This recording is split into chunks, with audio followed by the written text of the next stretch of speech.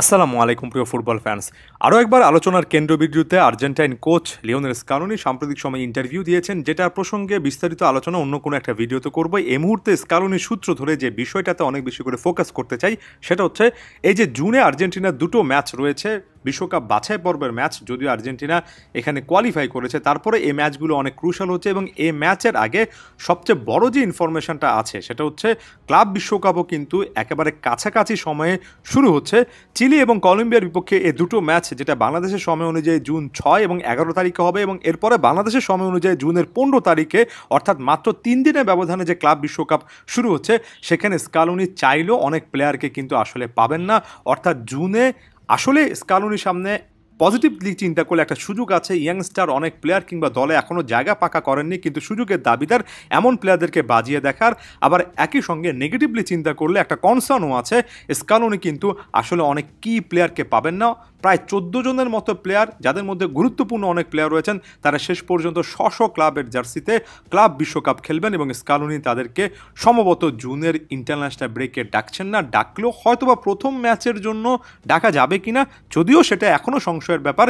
এমন একটা সিচুয়েশন আছে, মোটা দাগে বলা যায় এখন পর্যন্ত নিশ্চিত না হলেও সম্ভবত অনেক গুরুত্বপূর্ণ প্লেয়াররাই এই কলটা পাচ্ছেন না, কারণ দিন শেষে তাদের ক্লাব তাদেরকে ছাড়ার ব্যাপারে খুব একটা বেশি পজিটিভ অ্যাটিটিউড দেখাবে না। কারণ ক্লাব বিশ্বকাপও কিন্তু ফিফা আয়োজিত একটা কম্পিটিশন হতে যাচ্ছে। ক্লাব বিশ্বকাপের যে ফরম্যাটটা এবার আমরা দেখতে যাচ্ছি, সেটা সত্যিকার অর্থে অন্য একটা দিগন্ত তৈরি করে ফেলবে ক্লাব ফুটবলে, এবং এটা ফিফা নিয়ন্ত্রিত উইন্ডো দেখে এখানে ক্লাবগুলোর বলার আরও কিন্তু সুযোগ থাকবে, এবং সে জায়গা থেকে আমার কাছে মনে হচ্ছে স্কালোনি অনেক প্লেয়ারকে পাবেন না। এখন সব মিলে 14 জন প্লেয়ারের একেবারে নাম ধরে মেনশন করছি না, গুরুত্বপূর্ণ বেশ কয়েকজন প্লেয়ারের নামের কথা বলে দিচ্ছি। লিওনেল মেসি ইন্টার মায়ামির জার্সিতে, লাউতারো মার্টিনেজ ইন্টার মিলানের জার্সিতে, হুলিয়ান আলভারেজ কিংবা জুলিয়ানো সিমিওনে, রড্রিগো ডি পলের মতো প্লেয়াররা অ্যাটলেটিকো মাদ্রিদের জার্সিতে, এনজো ফার্নান্দেজ চেলসির জার্সিতে, নিকোলাস ওটামেন্ডি বেনফিকার জার্সিতে, এরকম কি প্লেয়ার সহ আরও বেশ কয়েকজন প্লেয়ার, সব মিলে 14 জন প্লেয়ারের কথা টিওআইসি স্পোর্টস বলছে, এবং এদেরকে পাওয়ার সম্ভাবনা আস্তে আস্তে ক্ষীণ হচ্ছে। এখন এই ব্যাপারটা অবশ্যই দুটো ফিক্সার বিবেচনায় একটু নেগেটিভলি নেওয়া যায়, কারণ দিন শেষে আর্জেন্টিনাকে তো আসলে জয়ের অভ্যাসের মধ্যে থাকতে হবে। তবে একই সঙ্গে পজিটিভলি যে জিনিসটা আসলে ভাবা উচিত, এবং এই মুহূর্তে আপনি ইতিবাচক ভাবনা না রেখেও পারবেন না, কারণ দিন শেষে ক্লাব বিশ্বকাপের এই গুরুত্বটা এবং প্লেয়ারদেরকে নিয়ে ক্লাবের চিন্তাটাও আপনাকে অ্যাকনলেজ করতে হবে। এবং ওই যে বললাম, এটা একটা ফিফা আয়োজিত টুর্নামেন্ট দেখে এখানে ক্লাবরা কিন্তু তাদের কর্তৃত্ব ঠিকই দেখাতে পারবে। তবে পজিটিভলি চিন্তার শুরুটা এটাও হতে পারে যে বিভিন্ন পজিশনে আর্জেন্টিনার এমন অনেক প্লেয়াররা রয়েছেন যারা কিনা সুযোগের দাবিদার, তারা এখনও অপেক্ষা করছেন, এবং তাদের যদি এই সময়টাতে ক্লাবে খুব একটা বেশি ব্যস্ততা না থাকে, আস্তে আস্তে তাদেরকে জাতীয় দলে সুযোগ দেওয়ার ব্যাপারে এর চেয়ে বড় রকমের সুযোগ কোনো কিছু হতে পারে না। যেমন ডিফেন্সে একাধিক পজিশন নিয়ে একটা বড় রকমের কনসার্ন আছে। রাইট ব্যাক পজিশনে একজন পাবলো মাফিও, একজন হুয়ান ফয়াত, লেফট ব্যাক পজিশনে ভ্যালেন্তিন বার্কো সাম্প্রতিক সময়ে যে পারফরমেন্সগুলো দিচ্ছেন সেটাকে অ্যাকনোলেজ করা দরকার আছে। হুলিও সোলারের কথাও বলতে পারেন, তবে বার্কোকে আমি এই মুহূর্তে যে কোনো বিবেচনা একটু এগিয়ে রাখবো।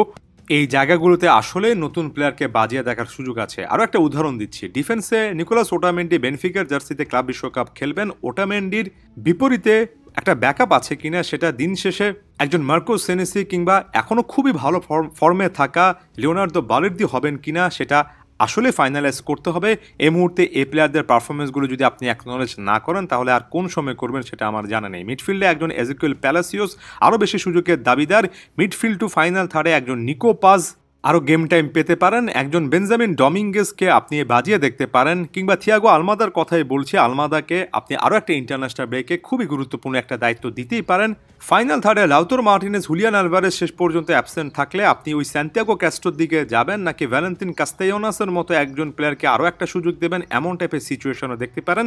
এবং এগুলোকে যদি একসাথে বলি, ডিফেন্স মিডফিল্ড ফাইনাল থার্ড, বিশেষ করে ডিফেন্সের যথেষ্ট প্লেয়ারদেরকে সুযোগ দেওয়ার ব্যাপার আছে। বিশ্বকাপে দিন শেষে আপনি কোন প্লেয়ারদেরকে নতুন করে যুক্ত করবেন এবং যুক্ত করার ধারণার কথা যে বলছেন সেটা আসলে কতটা ভ্যালিড সেটা টেস্ট করার এর চেয়ে বড় রকমের কোনো উপলক্ষ কিন্তু আসবে না। এই উপলক্ষটা যে করে হোক কাজে লাগাতে হবে। আমার কাছে মনে হয় স্কালোনি যদি এই জায়গা থেকে চিন্তা করেন যে জুন থেকে তিনি এই কার্যক্রমটা শুরু করবেন, তাহলে এই বছরটা শেষ হতেই বিশ্বকাপ স্কোয়াডে, যেটার একটা ফাউন্ডেশন অলরেডি আমরা জানি, যেখানে গুরুত্বপূর্ণ অধিকাংশ প্লেয়াররা থাকবেন, তবে ব্যাকআপ খোঁজার ক্ষেত্রে যথেষ্ট পরিমাণ ডেপথ আছে কিনা সেটা নিয়ন্ত্রণ করার ক্ষেত্রে, সেটা নির্ধারণ করার ক্ষেত্রে এবারের জুন থেকে এই দুটো ম্যাচ থেকে সবচেয়ে বড় একটা সুযোগ আছে। যদি শেষ পর্যন্ত স্কালোনি ব্যর্থ হন, হ্যাঁ অবশ্যই এটা একটা নেগেটিভ ব্যাপার, তবে অন্তত ফ্যানেরা এই জিনিসটা দেখতে পারবেন যে নতুন অনেকে ট্রাই করেছেন এবং স্কালোনিকে খুব একটা বেশি দোষারোপ করতে পারবেন না, কারণ সব মিলিয়ে এত প্লেয়ার ক্লাব বিশ্বকাপের কারণে তিনি শেষ পর্যন্ত ডাকেননি। দেখা যাক জুনে এই দুটো ম্যাচকে কেন্দ্র করে, ফিফা উইন্ডোকে কেন্দ্র করে স্কালোনি কি প্ল্যান করেন। এখানে পরিবর্তন দেখতে চাই, নতুন কিছু দেখতে চাই। ধন্যবাদ সবাইকে।